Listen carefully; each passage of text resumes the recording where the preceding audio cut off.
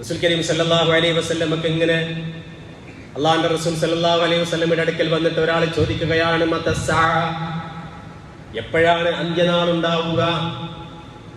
അപ്പോൾ തിരുനബി സല്ലല്ലാഹു അലൈഹി വസല്ലം അദ്ദേഹത്തോട് തിരിച്ചു ചോദിക്കുന്നു, വമാദാ അഅദത്ത ലഹാ, ആ ഖിയാമത്തിന് വേണ്ടി നീ എന്താണ് ഒരുക്കി വെച്ചിട്ടുള്ളത്? ഖാല, അദ്ദേഹം പറയുകയാണ്, ലാ ശൈ, ഒന്നും ഒരുക്കി വെച്ചിട്ടില്ല. ഇല്ലാ അന്നീ ഉഹിബ്ബുല്ലാഹ വറസൂല, അല്ലാഹുവിനോടും റസൂലിനോടുമുള്ള സ്നേഹമല്ലാതെ മറ്റൊന്നും എന്റെ കയ്യിലില്ല. ഫഖാല, അപ്പോൾ റസൂൽ കരീം സല്ലല്ലാഹു അലൈഹി വസല്ലം പറഞ്ഞു, അൻത മഅ മൻ അഹ്ബബ്ത, നീ ആരെയാണോ സ്നേഹിക്കുന്നത് അവരോടൊപ്പമായിരിക്കും നാളെ നീ ആഖിറത്തിൽ ഉണ്ടാവുക. ശരിക്കും മനസ്സിലാക്കണം, നീ ആരെയാണോ സ്നേഹിക്കുന്നത് അവരോടൊപ്പമായിരിക്കും നാളെ ആഖിറത്തിൽ. അനസ് റളിയല്ലാഹു അൻഹു പറയാണ്, ഈ വാക്കിനേക്കാൾ ഞങ്ങളെ സന്തോഷിപ്പിച്ച തിരുനബിയുടെ മറ്റൊരു മൊഴിയുമില്ല എന്ന്, മറ്റൊരു വാക്കുമില്ല എന്ന്. കാരണം അവരെ അങ്ങേയറ്റം അത്രമാത്രം അദമ്യമായ അഗാധമായ ആഴത്തിലുള്ള സ്നേഹം തിരുനബിയോടുണ്ടായിരുന്നു. അതുകൊണ്ട് തന്നെ ഞങ്ങൾ ആരെ സ്നേഹിക്കുന്നുവോ അവരോടൊപ്പമായിരിക്കും ആഖിറത്തിൽ എന്ന് പറഞ്ഞാൽ ഞങ്ങൾ നാളെ ആഖിറത്തില് സ്വർഗത്തിൽ ഞങ്ങളുടെ നബിന്റെ കൂടെ തന്നെയാണ് എന്നവർക്ക് വല്ലാത്തൊരു ആശ്വാസമായി.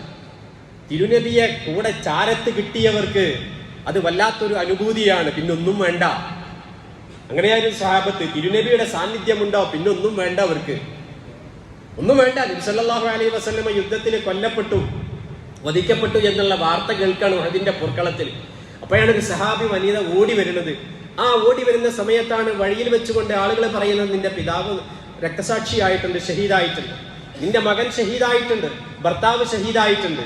ആ സമയത്തൊക്കെ ആ സഹോദരി പറയുന്നത്, സഹാബി വനിത പറയുന്നത്, അതൊന്നും എനിക്ക് വിഷയമേ അല്ല.